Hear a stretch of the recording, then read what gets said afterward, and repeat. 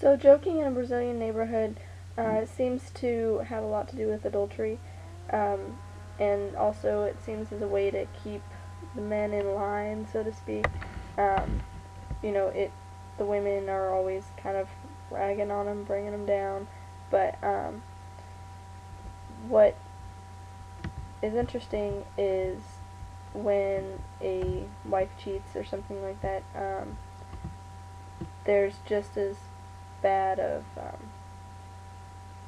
a reaction on to the husband as much as the wife, if not worse on the male, because they make fun of the man for not being good enough or something like that to not keep their woman, which then makes the man's status go down, so he can't get more women. Um, so what's interesting is it makes the men want to be silent about the adultery. They don't want to be ridiculed by everybody else, and the only way that it makes it okay is if he's dramatically violent to make up for the fact that he would be made fun of. So like way over masculine.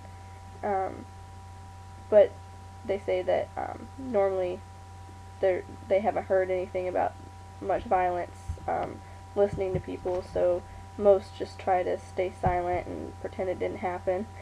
Um, and women are actually really kind of crazy. They're um, they try to bring other women down, like naming names, but they also stick together by, if it's their their family, they will brag about their blood relatives. But like if it's their sister-in-laws or in-laws, things like that, they will be in competition with them and they say that they're the ones cheating on their husbands, which is a really negative thing in that culture.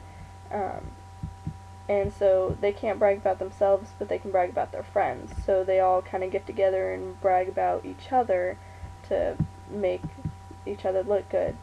Um, so I think that's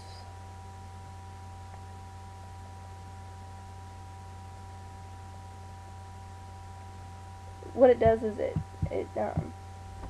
goes beyond the what they say should happen, and it really talks about what really happens in these groups of people. And the way I look at it, it's a way to it keeps the men from being violent towards adulterous wives. I mean, it's not outright saying that because it's just joking and gossip, but it's kind of teaching them, you don't talk bad about your family, but you also are in competition with other people. Um, I think it does have underlying values that they just kind of train people to be prepared for by using it in joking gossip. Um, because what they're joking about actually does tie into real life. Because a lot of what people say when they're joking is actually true.